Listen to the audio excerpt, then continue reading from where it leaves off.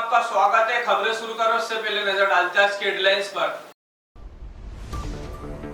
नीमच पहुंचे railway SP, GRP थाने का क्या निरीक्षण, दिया आवश्यक निर्देश। 40 साल पहले दलित को मृत बताकर हड़पे खेत, द्वारका प्रसाद अग्रवाल की बड़ी धोखाधड़ी आई सामने। खेत में नाला निर्माण, फसल की बर्बाद, किसान ने की शिकायत। मंदसौर में पकड़े गए गोवंश, नीमच में कार्रवाई की उठी मांग। बैंक कर्मचारियों ने किसान के साथ की धोखाधड़ी, राशि हड़पने का आरोप। बरसात से नीमच की सड़कों हुई बदहाल, जल भराव से लोग हैं परेशान। चलिए शुरुआत करते हैं खबरों की। नीमच में इंदौर जोन के रेलवे पुलिस अधीक्षक संतोष कोरी ने जीआरपी थाने का औचक निरीक्षण किया। उन्होंने सुरक्षा व्यवस्था, दस्तावेजों की जांच की और स्टाफ को सतर्क रहने के निर्देश दिए। एसपी कोरी ने यात्रियों की सुरक्षा को प्राथमिकता बताते हुए आधुनिक तकनीकों से निगरानी मजबूत करने की बात की। इंदौर जोन रेलवे के पुलिस अधीक्षक संतोष कोरी ने मंगलवार को नीमच जीआरपीएफ थाने का औचक निरीक्षण किया। निरीक्षण के दौरान उन्होंने थाने की व्यवस्था, सुरक्षा उपायों और दस्तावेजों की गहरी समीक्षा की। इस दौरान उन्होंने स्टाफ को सतर्क रहने और यात्रियों के साथ संवेदनशील व्यवहार बनाए रखने के निर्देश दिए। मीडिया से बातचीत में एसपी कोरी ने बताया कि यात्रियों की सुरक्षा रेलवे पुलिस की सर्वोच्च प्राथमिकता है। उन्होंने कहा कि रेलवे स्टेशनों पर सुरक्षा व्यवस्था को मजबूत करने के लिए आधुनिक तकनीकों का उपयोग किया जा रहा है, जिससे निगरानी बेहतर हो सके और अपराधों पर प्रभावी नियंत्रण किया जा सके।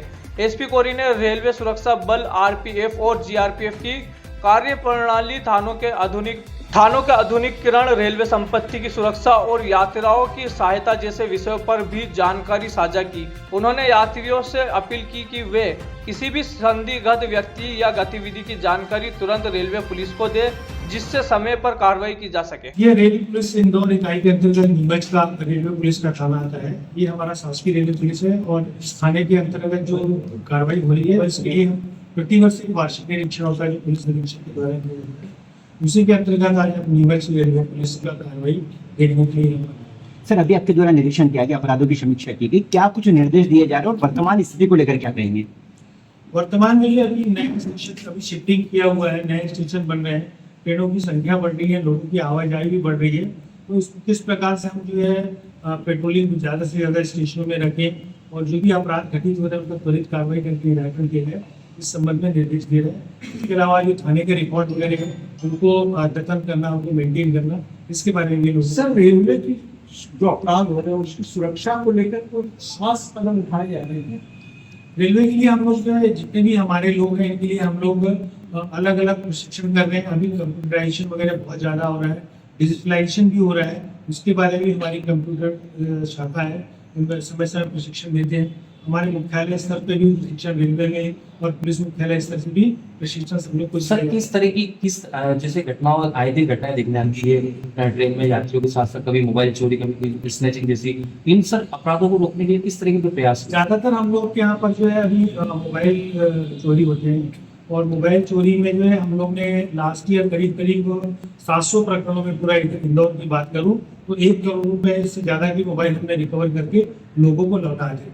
इसके अलावा हम लोग का प्रयोग ये रहता है कि जितने भी रेलवे प्लेटफॉर्म है वहाँ पर अगर कोई अकेली महिला है, अकेले बच्चे या बुजुर्ग लोग हैं, इनसे हमारे जो पेट्रोलिंग में रहते हैं इनको हम लोग बोलते हैं महिलाओं से संवाद करना या बुजुर्ग से संवाद करना। तो ये हमारे लोग जाके उनसे पूछते हैं, अगर सब ओके है तो कोई बात नहीं। इसी के तहत हम लोग ने कई बार जो है ऐसी असुरक्षित बालिकाओं को जो किसी कारण से घर से चली आई, लड़ाई या ऐसे भी हमने पकड़ के उनको संबंधित उनके परिवार को जो है सुरक्षित पहुंचाया है। सर, रेलवे में अपराधों को घटने में अक्सर आता है ये बात सामने, जो किन्नर होते हैं सर, उन लोगों को लेकर कई बातें सामने आती, नकली किन्नर बन के भी घूम रहे हैं और उन लोगों के द्वारा भी अपराध घटित होते ट्रेन में से, ये वारदातें भी सामने आएंगी। ये भी हम लोग चेक करते, इस प्रकार की शिकायत प्राप्त होने पर हम लोग उनके विरुद्ध भी कार्रवाई करते हैं। अभी हाल में शामगढ़ में भी एक नकली किन्नर के विरुद्ध मुकदमा कायम हुआ, रतलाम में भी अच्छी कार्रवाई, इंदौर में भी हमने इस प्रकार की कार्रवाई की है। तो इसमें जीआरपी भी करती है कार्रवाई और आरपीएफ भी करती है। सर, रेलवे को लेकर कोई नवाचार करने का तैयारी चल रही है? क्योंकि पुलिस में लगातार सीएम मोहन यादव लगातार नवाचार कर रहे हैं, बढ़ते अपराधों, लोगों को जागरूक करने, सुरक्षा को लेकर महिला बच्चों को क्या नवाचार की तैयारी है?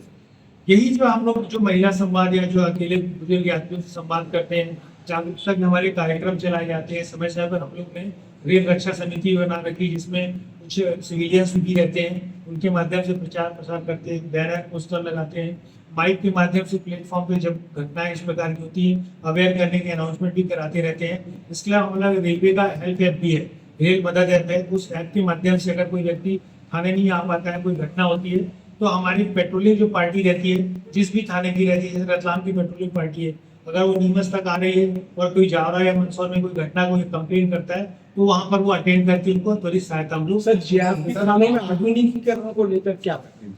आधुनिकीकरण के लिए जैसे सीसीटीवी से आपके यहाँ इंटीग्रेटेड हो गया।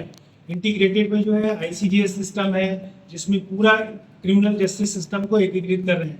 अब ये हो रहा है कि अगर कोई भी, ये नॉट ओनली जीआरपी, ये सभी थानों में होगा कि अगर कोई एमएलसी करानी है तो कंप्यूटर से अपलोड होगी, सीधे अस्पताल पे पहुंच जाएगी। अस्पताल में जो है डॉक्टर उसी कंप्यूटर से एंट्री करेगा और सीधे हमारे थाने पे आ जाएगी।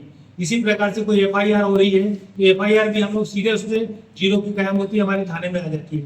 इस प्रकार के विभिन्न प्रकार के अलग अलग प्लेटफॉर्म और पोर्टल बनाए गए हैं, जिससे जो है काम त्वरित होगा, त्वरित न्याय मिलेगा और हम लोग भी जो है साक्ष्य को डिजिटली। अभी अपराधों को लेकर आपने समीक्षा करी है, तो आप ये बताएं अपराध को लेकर वर्तमान में पिछले साल की हालत में नीमच की क्या स्थिति और क्या आकलन किया गया सर? अभी जो है नीमच में जो पिछले साल घटित हुए थे अपराध और अभी घटित हो रहे हैं लगभग बराबरी है, और 95-99% चोरी से रिलेटेड ही अपराध। जैसे सर आपने बताया रेलवे के अंदर भी यात्री सुविधा यात्रा करता है, लेकिन रजिस्ट्रेशन कराने के बाद भी वो यात्री यात्रा नहीं कर पाता है। बड़ी संख्या में लोग भद्रक चले जाते हैं, जबकि जीआरपी और आरपीएफ दोनों रहते हैं। ऐसे में यात्री को अपनी यात्रा करना मुश्किल करना पड़ता है। ये तमाम रेलों का सिस्टम हो गया कि रजिस्ट्रेशन कराने के बाद भी यात्रा को सुगम होती है। नहीं, यात्रा तो कर ही रहे हैं लोग, बाग कंटिन्यू ट्रेनिंग चल रही है, ट्रेनों की संख्या बढ़ रही है, यात्रियों की संख्या बढ़ रही है। तो ऐसा नहीं कि सुरक्षित और संतोषजनक यात्रा नहीं करते। कभी कोई विशेष त्योहार होता है, कभी कोई ऐसी कोई कहीं पर कुछ एक्टिविटी हो रही है, मेला ठेला है, तब संख्या बढ़ती है, तो उसके हिसाब से हम लोग पर्याप्त बल लगाते हैं। आरपीएफ का मेन काम रहता है जो रेलवे एक्ट में वो लोग कार्रवाई करते हैं, और वो लोग अगर हमें कोई क्रिमिनल एक्टिविटी की जानकारी देते तो हम लोग क्रिमिनल एक्टिविटी की भी कार्रवाई। सर एक चीज और देखने में आई है, जैसे कि दुर्घटनाओं की बात करें तो हर तरीके से जीआरपी और पुलिस एक्टिव होती है, लेकिन ये अचानक जो आत्महत्या के मामले सामने आते हैं, ट्रेन के आगे लोग आत्महत्या करते हैं, तो सर इसे लेके सर कोई ठोस कदम उठाए? इसके लिए भी चिंतित है, सभी सरकार भी चिंतित है, रेलवे विभाग भी चिंतित है। तो हर समय समय पे इसकी रेलवे बोर्ड के और जीएम साहब, डीआरएम और हम लोग पुलिस वाले सब कोऑर्डिनेशन बैठक होती है, एक दूसरे से डेटा शेयर करते हैं। आरपीएफ वाले भी सब जन चेतना के अभियान चला रहे हैं। रेलवे अभी जगह जगह जहाँ से लीकेज है, बाउंड्री वगैरह खुली हुई है, बाउंड्री पे बैरिकेडिंग कराने का काम कर रहे हैं। इसी प्रकार से आपने देखा होगा रेलवे के ब्रिजेस हैं, ब्रिजेस में बड़ी बड़ी जाली लगाने का काम किया जा रहा है। और जो खंबे की जो डिस्टेंस पे कई बार कुछ लोग स्टंट करते हैं, लटकते हैं, तो उनको भी अवेयर करना, उन पे भी कार्रवाई का काम हम लोग करते हैं। सर फोर्स में स्टाफ को लेकर थोड़ा सा ये बार बार सुनने में आता है कि स्टाफ की कमी है। अभी स्टाफ की कमी तो सभी जगह चल रही है, रेलवे में भी है, हमारे दूसरे जो जिले भर में भी है, और रिक्रूटमेंट चल रहे हैं। अभी हाल में ही कांस्टेबल की भर्ती हुई है, उससे हमें कुछ नए मिल रहा है, तो संभवतः वो कमी हम लोग पूर्ति कर पाएंगे। लेकिन फिर भी कमी है, वो हम लोग मुख्यालय स्तर पर लिखा पढ़ी कर रहे हैं, उसको बढ़ाने की कोशिश है। सर जैसे आत्महत्या की मैंने बात की, सर कुछ आंकड़े सर पिछले वर्ष और इस वर्ष में बढ़ोतरी या घटे हुए ऐसा कुछ आंकड़ा है सर? एक साल में कितने लोगों ने सर ट्रेन के आगे आत्महत्या की वजह से? ये तो अलग अलग एरिया वाइज डिपेंड करता है। बताया इसी को हम लोग अवेयर करने के लिए, जैसे अकेले बच्ची बैठी में, तो हम उनका कारण समझते हैं। कई बार कुछ होता है, कोई किसी थोड़ा सा ये बार बार सुनने में आता है कि स्टाफ की कमी है। अभी स्टाफ की कमी तो सभी जगह चल रही है, रेलवे में भी है, हमारे दूसरे जो जिले भर में भी है, और रिक्रूटमेंट चल रहे हैं। अभी हाल में ही कांस्टेबल की भर्ती हुई है, उससे हमें कुछ नए मिल रहा है, तो संभवतः वो कमी हम लोग पूर्ति कर पाएंगे। लेकिन फिर भी कमी है, वो हम लोग मुख्यालय स्तर पर लिखा पढ़ी कर रहे हैं, उसको बढ़ाने की कोशिश है। सर जैसे आत्महत्या की मैंने बात की, सर कुछ आंकड़े सर पिछले वर्ष और इस वर्ष में बढ़ोतरी या घटे हुए ऐसा कुछ आंकड़ा है सर? एक साल में कितने लोगों ने सर ट्रेन के आगे आत्महत्या की वजह से? ये तो अलग अलग एरिया वाइज डिपेंड करता है। बताया इसी को हम लोग अवेयर करने के लिए, जैसे अकेले बच्ची बैठी में, तो हम उनका कारण समझते हैं। कई बार कुछ होता है, कोई किसी अवसाद के कारण ऐसा कर रहा हो, तो कईयों की जान भी हमने बचाई है। कुछ लापरवाही के कारण भी होते हैं कि ट्रेन प्लेटफॉर्म क्रॉस कर रहे हैं, ट्रेन आ रही है, हड़बड़ी में दौड़ते हैं या चलती ट्रेन में चलते हैं, तो इस प्रकार की सर चूंकि आप इंदौर जोन से नीमच से इंदौर तक सर विजिट भी होगा आपका, आज आप नीमच पहुंचे, यात्रियों को सर किस तरीके से सर संदेश देना चाहेंगे, क्या कुछ कहना चाहेंगे, किस तरीके से अवेयरनेस होनी चाहिए? मेरा तो बस यात्रियों से यही है कि जो भी अपनी यात्रा कर रहे हैं अपने सामान को सुरक्षित करें। जो रेलवे ने या जीआरपी ने समय समय पे जो है निर्देश जारी किए उनको ध्यान रखें। किसी भी प्रकार से ट्रेस पासिंग करना, भाग दौड़ करना, हजार्ड बनाना, ये सब ना करें। स्वयं अगर अपने सामान की सुरक्षा करेंगे, हमारी पेट्रोलिंग टीम रहती है, जहाँ पर हमारे पॉइंट है, आउटपोस्ट भी रहती है, वहाँ पुलिस भी रहती है। अगर आप वहाँ पर खबर करेंगे तो जो भी आपकी जो परेशानी होगी उसको हम लोग निश्चित रूप से दूर करने का प्रयास करेंगे। नीमच के द्वारका प्रसाद अग्रवाल ने एक बड़ी धोखाधड़ी की। 40 साल पहले एक जिंदा दलित को मृत बताकर उसके खेत पर पत्नी मनोरमा देवी अग्रवाल के नाम कर दिया, जबकि 2004 तक जिंदा रहा और शिकायत करता रहा। इस मामले का खुलासा अब पोते ने किया है और न्याय की गुहार लगाई है। एक दलित बुजुर्ग 2004 तक जीवित था। उसे 19 साल पहले 1985 में मृत बताकर द्वारका प्रसाद अग्रवाल ने उसके 2 खेत हड़प लिए और उसकी रजिस्ट्री फर्जी तरीके से पत्नी मनोरमा देवी के नाम करा दी। इसका खुलासा दलित बुजुर्ग के पोते ने किया और 40 साल पहले अपने दादा के साथ हुई ठगी को लेकर शिकायत दर्ज कराई है। यह पूरा मामला एक दलित बुजुर्ग हीरालाल पिता रामलाल यादव की बेशकीमती खेत हड़पने का है। 40 साल पहले गेहूं का व्यापार करने वाले भगाना निवासी द्वारका प्रसाद अग्रवाल ने दलित बुजुर्ग हीरालाल पिता रामलाल यादव के ग्राम बाग पिपलिया में 2 खेत हड़पने के लिए एक षड्यंत्र रचा। द्वारका प्रसाद अग्रवाल ने फर्जी तरीके से नंदलाल यादव नाम का एक व्यक्ति खड़ा किया और उसे हीरालाल यादव का बेटा बताकर फर्जी तरीके से रजिस्ट्री अपनी पत्नी मनोरमा देवी के नाम करा ली। 1985 में हीरालाल यादव को मृत बताया गया और नंदलाल यादव को बेटा बताया गया, और जबकि हीरालाल यादव 2004 तक जिंदा था और 1996 तक अपने साथ हुई धोखाधड़ी और खेत हड़पने की शिकायत करता रहा। बाद में हीरालाल की पत्नी नारायणी बाई और बेटा शंकर लाल ने इसकी शिकायत की, लेकिन उन्हें न्याय नहीं मिला और उनकी भी मौत हो गई। अब हीरालाल के पोता गजेंद्र यादव द्वारका प्रसाद की धोखाधड़ी का खुलासा कर फिर शिकायत कर रहा है और न्याय के लिए एक नई लड़ाई शुरू कर दी है। 1985 में मेरे दादा के साथ धोखाधड़ी हुई और जबकि मेरे दादा की मौत हुई 2004 में, और 1985 में मेरे दादा को मृत्यु नामांतरण करवा लिया। क्या धोखाधड़ी क्या हुई, किस तरीके की धोखाधड़ी हुई? धोखाधड़ी है, मेरे दादा जीवित रहते हुए उनका मृत्यु नामांतरण करवा लिया और किसी नंदलाल के व्यक्ति को खड़ा करके और अपना उसका बेटा बना दिया, हीरालाल का बेटा, जबकि कोई नंदलाल का व्यक्ति कोई बेटा ही नहीं। मेरे दादा के 2 बेटे, एक का नाम शंकर लाल, एक का नाम प्रेमचंद जी। अच्छा ये बताओ कि ये धोखाधड़ी किसने की? ये द्वारका प्रसाद अग्रवाल ने मनोरमा देवी के नाम पे करा ली। उसको ये कौन है मनोरमा देवी अग्रवाल? ये उनकी पत्नी द्वारका प्रसाद अग्रवाल की।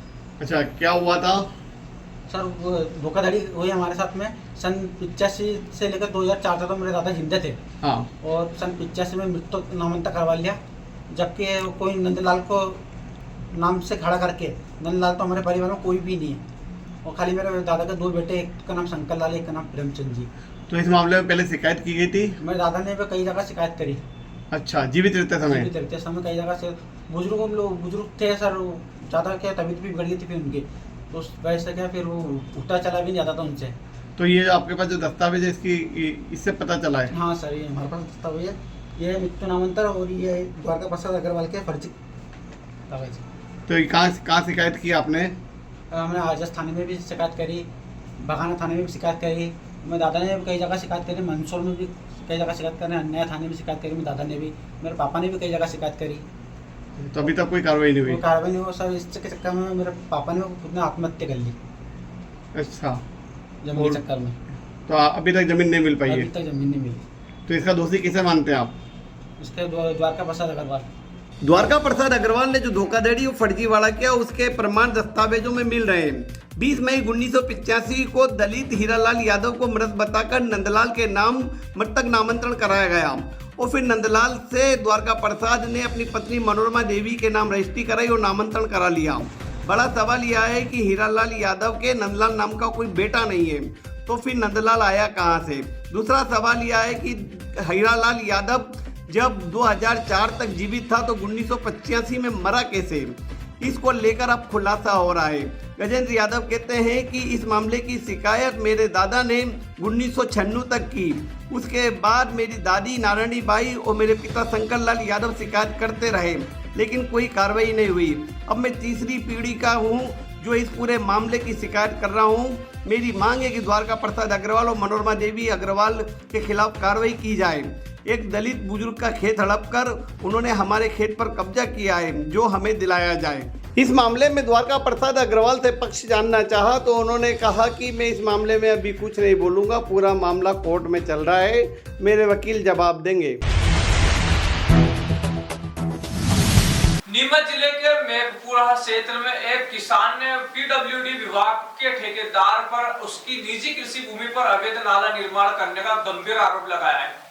किसान चांदमल पाटीदार और उनके परिजनों का कहना है कि ठेकेदार द्वारा जबरन खेत में नाला बनाकर उसका पानी खेत में छोड़ा जा रहा है, जिससे फसलें बर्बाद हो रही है। जिला नीमच के किसान चांदमल पाटीदार एवं उनके परिजनों ने पीडब्ल्यूडी विभाग के ठेकेदार पर गंभीर आरोप लगाए हैं। उनका कहना है कि मेघपुर पटवार हल्का गुजरखेड़ी साखला में स्थित उनके खसरा नंबर 166 की कृषि भूमि पर विभागीय ठेकेदार द्वारा अवैध रूप से नाले का निर्माण कर सारा पानी उनकी भूमि में डाला जा रहा है। किसान परिवार ने जन सुनवाई के माध्यम से जिला कलेक्टर को ज्ञापन सौंपते हुए बताया कि उनके इस खसरे में किसी भी प्रकार का प्रत्येक नाला मौजूद नहीं है, फिर भी पीडब्ल्यूडी द्वारा सड़क निर्माण के दौरान ठेकेदार दिलखुश पाटीदार ने उनके खेत के बीचों बीच नाला बनवा दिया, जिससे खेत में पानी भरने की समस्या उत्पन्न हो रही है। किसानों का कहना है कि उन्होंने जब इसका विरोध किया तो ठेकेदार ने सामने वाली भूमि के मालिक से मिलकर उनके खेत में पानी डालना शुरू कर दिया। इससे उनकी फसल को नुकसान पहुंच रहा है। प्रभावित किसानों चांदमल, रमेश, गुड्डीबाई और कंचनबाई ने प्रशासन से मांग की है कि ठेकेदार को निर्देशित किया जाए कि रोड के दोनों ओर की नालियों का पानी अलग अलग दिशा में निकाला जाए, ताकि उनकी कृषि भूमि को कोई क्षति ना पहुंचे। जी, मैं जावत तहसील का निवासी मेघपुरा का है।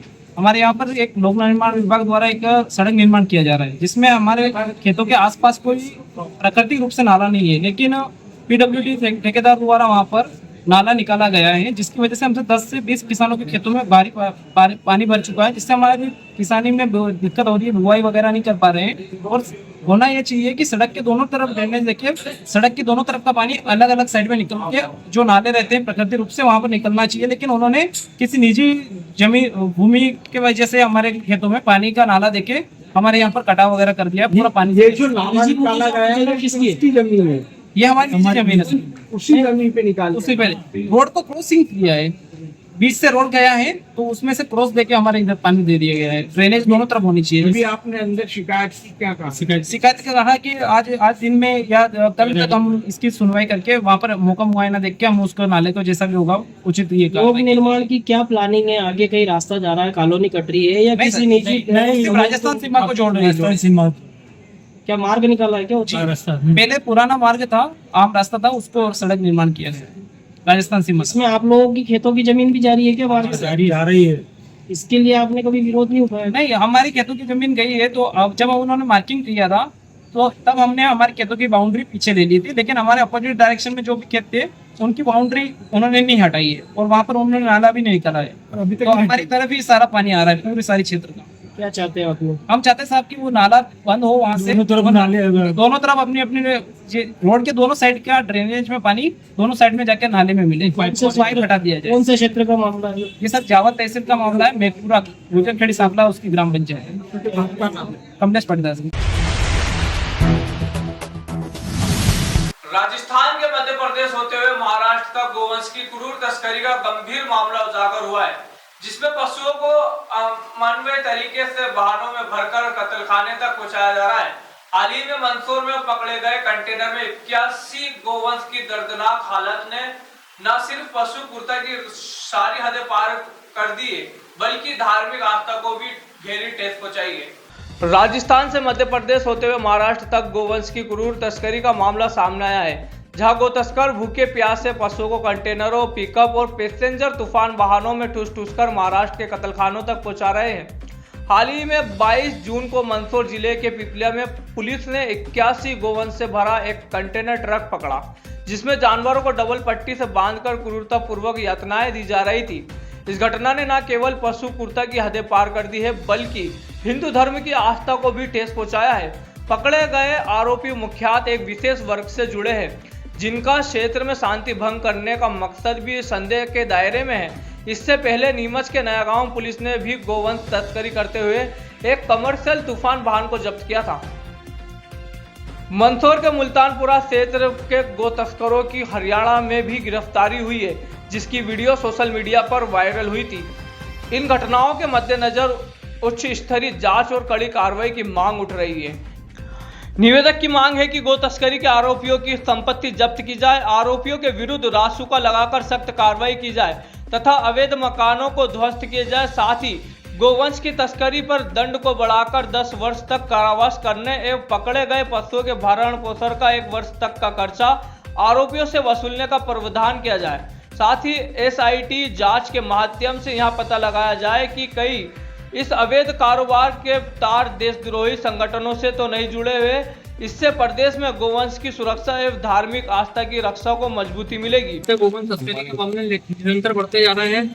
ऐसे ही हमारे नीमच जिले और मंदसौर जिले के अंदर भी काफी गो तस्कर बना पड़े हैं और राजस्थान के रास्ते पूर्वक गोवंशों को ठूस कर भरते जा रहे हैं। और यहाँ तक कि इन्होंने जो पैसेंजर वैन है उनके अंदर भी आजकल गोवंश को लाना चालू कर दिया है। तो हमने मुख्यमंत्री जी से मांग की है कि इनका रासुका के तहत कार्रवाई की जाए और इनके जांच की जाए कि ये अनगिनती संगठनों से जुड़े तार होने, क्योंकि अभी कुछ दिन पहले हरियाणा के अंदर वीडियो वायरल हुआ था। मंदसौर के गो तस्करों का नाम हरियाणा में आना कितनी बड़ी बात है। मतलब नीमच मंदसौर की तस्करी आज के पूरे देश के अंदर फेमस हो गई है। इनकी SIT की जांच होनी चाहिए और जो पूर्वक गोवंश को भरकर ले आ रहे हैं इनके ऊपर भी कड़ी कार्रवाई की जानी चाहिए। और हमने एक मांग और की है कि जो 7 साल की सजा तस्करों पे की है इसको बढ़ाकर 10 साल की जाए और जो गोवंश को जब्ती में ले जाता है गौशालाओं को इनसे 1 साल का भरण पोषण दिलाया जाए। इस तरह की मांग रखी है हमने। मुख्य चौकियों से भी होकर गाड़ियां गुजरती, पुलिस की कार्यप्रणाली को लेकर क्या कहना चाहेंगे? हमारा भी यही निवेदन है कि पुलिस प्रशासन को भी इस तरह की जो गाड़ियां निकलती हैं इनको चेक किया जाना चाहिए, क्योंकि जो अफीम तस्कर इनकी भी गाड़ियां ये पकड़ते हैं तो इनके पास इनकी भी सूचना होती होगी। ऐसा तो नहीं है कि इनके पास सूचना नहीं होती। तो मेरा पुलिस प्रशासन से भी निवेदन है कि इस पर भी ध्यान दे और ऐसी गाड़ियां जो कंटेनरों में भर के जा रही हैं, गाड़ियां अवैध तरीके से पैसेंजर गाड़ियों में जा रही है, इनको भी चेक किया जाए। और सबसे बड़ी बात यह है कि हमारे नीमच के अंदर जो तस्करी कर रहे हैं और जो गाड़ियां राजस्थान मोहन सरकार ने जो राजस्थान का कानून निकाला था वो तस्करी कानून में जब्त की थी, वापिस न्यायालय से वापिस वो गाड़ियां छूटने लग गई और वो गाड़ियां वापिस उसी काम में लग रही है। तो कार्य में लगाम नहीं लगता है तो क्या इसके लिए हम बड़े स्तर पर आंदोलन करेंगे, क्योंकि ये बहुत ज्यादा हो रहा है। और दूसरी एक और ये बात है कि हमारे कुछ एक वर्ग विशेष के लोगों ने गोक्सी के लेकर अभी एक आवेदन दिया था कि मॉब लिंचिंग ज्यादा हो रही है। तो मेरा उन वर्ग विशेष के लोगों से भी निवेदन है कि आप लोग आगे आए और ऐसे लोगों भले वो किसी भी वर्ग का हो, वो हिंदू हो या किसी भी वर्ग का हो, आप लोग आगे आके ऐसे लोगों के खिलाफ आप भी बोलो। क्योंकि अभी बोतलगंज और मुल्तानपुरा के कुछ मुस्लिम वर्ग ने एक फतवा जारी किया था कि ऐसे गो तस्करी करने वाला का हम लोग समर्थन नहीं करेंगे। तो आज क्यों चुप बैठे हैं वो लोग? उन्होंने एक बाकायदा उन्होंने सोशल मीडिया पर ये डाला था कि हम ऐसे गो तस्करी करने वालों के खिलाफ हम हमारे गाँव में पनपने देंगे। आज उनकी कथनी करनी एक होनी चाहिए। आज इसी भाईने से आज वो लोग भी चुप बैठे हैं और ये लोग आज उसी गाँव से निकल गए। क्या शुभ नाम आपका? विजय शहीद गो सेवा नीमच।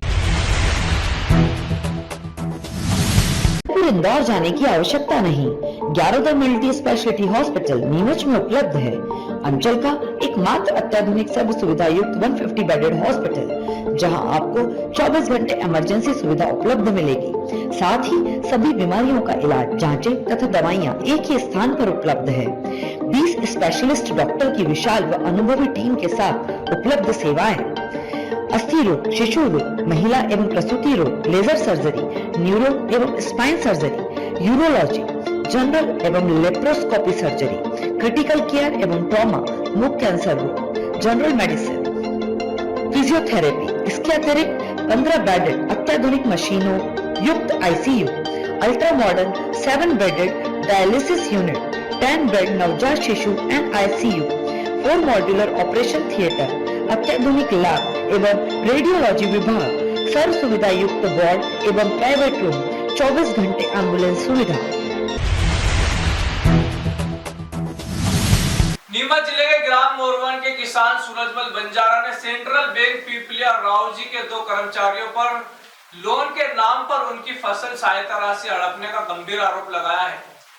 कलेक्टर को लिखे पत्र में किसान ने त्वरित कार्रवाई और राशि लौटाने की मांग की है, लेकिन अब तक प्रशासन की ओर से कोई जवाब नहीं मिला है। जिले के ग्राम मोरवन के किसान सूरजमल बंजारा ने जिले के कलेक्टर महोदय को पत्र लिखकर 2 बैंक कर्मचारियों पर धोखाधड़ी का आरोप लगाया है।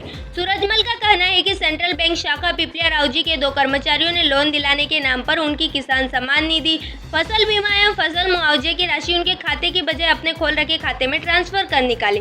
सूरजमल के अनुसार बैंक कर्मचारियों में से एक का नाम दिलीप सिंह है, जबकि दूसरे का नाम उन्हें ज्ञात नहीं है। जब उन्होंने इस मामले में बैंक जाकर शिकायत की तो दोनों कर्मचारियों ने उन्हें बैंक से भगा दिया।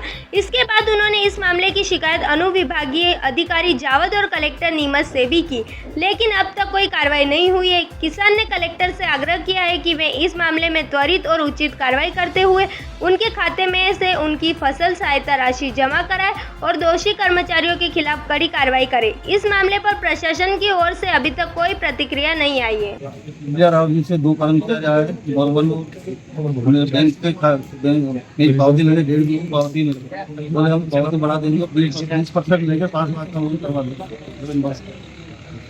उन्होंने 2-3-5 मिनट मेरे को बुलाया, वहाँ पर कंप्लीट की और लाइन भी पास कर लिया और मेरे को ATM बना के दे दिया। बोले 4-5 दिन बाद में जाके पैसे निकाल लेना। मैं 4-5 दिन बाद जाके बैंक में गया तो लगाया तो उसमें तो दूसरा निकल गया। फिर मैंने फोन लगाया तो बोले किसी को बताना नहीं, हम आ रहे थे तुम्हारे। वो आए वापस और ATM लेके चले गए। मतलब आपको लोन नहीं मिला? हाँ, लोन पास कर दिया और लोन आपके नाम से? मेरे नाम से चल गया लोन और जमीन बंधक बन गई मेरी। जमीन भी बंधक? कितना लोन था, कितनी राशि का लोन? उन्होंने 5 लाख बताया, पर मेरे पास तो 1.5 बीघा जमीन को फूले और नकली पावती बना करके उन्होंने 5 लाख का लोन पाया। 5 लाख का लोन। अब क्या हो रहा है? अब मेरे साथ मेरी जो सम्मान निधि वगैरह, बीमा और फसल बीमा, फसल मुआवजा आ रहा है, वो 80-85 लाख हजार रुपए करीब आते हैं, वो भी उसी के खाते में जा रहे हैं, वो भी नहीं मिल रही मेरे। अभी आपने कलेक्टर क्या बोला? हाँ, अभी बोल रहे हैं कि कागज दे जाओ, जब जरूरत पड़ेगी फोन लगा के बुला देंगे। कितने बार आवेदन दे रहा हूँ। ये कौन लोग थे जो आपके पास लोन के लिए? एक आदमी को जानता हूँ। क्या नाम है? दिलीप सिंह नाम, और बाकी वो अफसर वगैरह है, उनकी मिली जुले 2-3 जगह मिली। ये कौन सी ब्रांच का मामला? ये पिपलिया रावजी बैंक के सेंट्रल बैंक। पिपलिया रावजी की सेंट्रल बैंक का। अब आप क्या करेंगे? मैं क्या कर सकता हूँ साहब, मैं आप निवेदन ही कर सकता हूँ आपसे, और क्या कर सकता हूँ। कितना समय पहले लोन हुआ है? ये तो करीब 4-5 साल हो गए शायद। तो अभी तक आपने क्या कार्रवाई? मैं ये देता रहा हूँ कागज, यहाँ कोई सुनवाई नहीं हो रही। जन सुनवाई में आप? जन सुनवाई में दे रखे हैं, हाँ, कलेक्ट्री में दे रखे हैं, 3-3 बार दे रखा है, अभी तक कोई सुनवाई। 5 साल से परेशान हो रहे हो? 5 साल से परेशान, कोई सुनवाई नहीं हो रही। बैंक वाले क्या कहते हैं आप? बैंक वाले बता देते हैं जाकर। आप एक लाइन में बताओ तो हुआ क्या है? आपके नाम से लोन ले लिया, पास कर दिया है, ATM भी दिया मेरे को। ATM मैंने लगाया, उसमें पैसे निकले नहीं, कागज निकला और फिर बोले किसी को बताना मत, हम आ रहे हैं। मैंने फिर उनको फोन लगाया, कहा ये तो गलत दे दिया आपने। बोले हम आ रहे हैं, किसी को बताना मत, हम आपको दूसरा कर रहे हैं लोन। वो कर्मचारी बैंक के थे? हम बैंक के जानता हूँ। अभी भी वही पद से? एक है, वो तो बदली हुई। क्या नाम है आपका? मेरा नाम सूरजमल पिता उदासी बंजारा, निवासी मोरवन, तहसील जावद, जिला। मनासा तहसील के ग्राम बंजारा में अनुसूचित जाति की महिला कमलाबाई बांगी को उनकी पट्टे की भूमि से जबरन बेदखल किए जाने का मामला सामने आया है। कोर्ट के आदेश के बावजूद दबंगों ने जमीन पर कब्जा कर लिया है और जान से मारने की धमकी दी। कमलाबाई ने कलेक्टर को ज्ञापन सौंपकर न्याय और सुरक्षा की मांग की। मनासा तहसील के ग्राम बंजारा में अनुसूचित जाति की महिला कमलाबाई बांबी के साथ जमीन को लेकर गंभीर अन्याय का मामला सामने आया है। उन्हें सरकारी पट्टे से प्राप्त वेद भूमि से जबरन बेदखल कर दिया गया है। दबंगों ने खसरा नंबर 1061/2 की जमीन पर कब्जा कर JCB से गहरी खाई खुदवाकर उसमें पत्थर भरवा दिए। विरोध करने पर कमलाबाई को जान से मारने की धमकी दी गई। वर्ष 2011 में इस मामले में न्यायालय ने कमलाबाई के पक्ष में फैसला सुनाया था, लेकिन कोर्ट के आदेश की अवहेलना कर दबंगों ने फिर से जमीन पर कब्जा कर लिया। कमलाबाई ने 6 जून को पुलिस चौकी में शिकायत दर्ज करवाई और 17 जून व 24 जून को जन सुनवाई में आवेदन देकर कलेक्टर से न्याय और सुरक्षा की मांग की। अब तक कोई ठोस प्रशासनिक कार्रवाई नहीं होने से पीड़िता न्याय के लिए भटक रही है। गांव गरवाड़ा कद्याड़ा के रहने वाले हैं और मेरी माता कमलाबाई के नाम से जमीन का पट्टा है, तो उसके चारण लोग और उनके पुत्र वगैरह फौजिया उर्फ नाथ पिता पूराचारण, शंकर पिता का पूराचारण, चेनी भाई पति विश्राम उर्फ नानालाल चारण, ये सारे मिलके कब्जा कर रहे हैं और कब्जा कर दिया है। उन्होंने दीवार भी बना रहे हैं, खंती भी कर रहे हैं। इस संबंध में कोर्ट का आदेश, कोर्ट का फैसला भी आया था साहब, पहले भी एक बार उन्होंने ऐसा किया था। कौन से सन में? वो 2011 में कोर्ट का फैसला आया था। हाँ। उसमें जमीन पे बिना विवाद के वो सामने वाले आदमी कोई विवाद नहीं करे, वो चारण लोग, ऐसा कोर्ट ने फैसला दिया था। जमीन किसको दिलाई गई थी? जमीन हमको ही दिलाई गई थी। उसके बाद क्या हुआ? उसके बाद अभी 4 तारीख से वो लोग उस पे जमीन पे कब्जा कर रहे हैं, हकई भी कर रहे हैं, खंती खोद रहे हैं।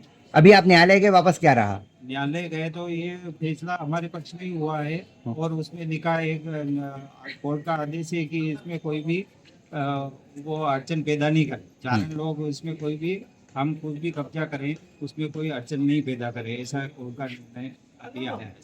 क्या वो पालन हो रहा है? उसमें कोर्ट ने लिखा है कि दोनों में से कोई भी जमीन पे नहीं जाएगा। मौके पे क्या स्थिति है? हाँ, तो स्थिति ये है कि साहब कोर्ट मान नहीं रहे, न्यायालय के आदेश का उल्लंघन कर रहे हैं और कब्जा करते ही जा रहे हैं, बंद ही नहीं हो रहे। क्या मांग करने आए आप? हम मांग करने आए हैं कि हमारी जमीन हमको दिलाई जाए और उनका कब्जा हटाया जाए और उस पे वो अभी कोर्ट का जहाँ तक आदेश का पालन नहीं हो तो उनसे पालन करवाया जाए। क्या नाम है आपका? भैयालाल। नीमच नगर के बगीचा नंबर क्षेत्र में मालवीय जी मंदिर के पास स्थित आवासीय कॉलोनी के रहवासी बरसात के मौसम में बदहाल है। सड़कों, कीचड़ और जल भराव की समस्या से जूझ रहे हैं। स्थानीय नागरिकों ने कई बार शिकायतों के बावजूद कई समाधान न होने पर नगर परिषद और सीएमओ से जल्द राहत की मांग की है ताकि आम जनजीवन और स्वास्थ्य पर पड़ रहे प्रभाव को रोका जा सके। नगर के बगीचा नंबर 13 क्षेत्र में स्थानीय मालवीय जी मंदिर के पास संगम इलेक्ट्रॉनिक के पीछे बनी आवासीय कॉलोनी के रहवासी इन दिनों भारी परेशानियों का सामना कर रहे हैं। क्षेत्रवासियों का कहना है कि बरसात के मौसम में सड़क की हालत बेहद खराब हो जाती है। कीचड़ और जल भराव के कारण लोगों का आना जाना दुभर हो गया है। विशेषकर स्कूल जाने वाले बच्चे और बुजुर्गों को काफी मुश्किलों का सामना करना पड़ता है। स्थानीय निवासी यशवंत माली और अन्य नागरिकों ने बताया कि यहाँ समस्या कोई नई नहीं है। कई बार वार्ड की पार्षद किरण शर्मा को मौखिक रूप से और लिखित में शिकायत की जा चुकी है, लेकिन अब तक कोई ठोस कार्रवाई नहीं हुई है। स्थानीय लोगों का यहाँ भी कहना है कि जलभराव के कारण मच्छरों का प्रकोप बढ़ गया है, जिससे डेंगू, मलेरिया जैसी बीमारियों का खतरा मंडरा रहा है। इससे लोगों की सेहत पर गंभीर प्रभाव पड़ सकता है।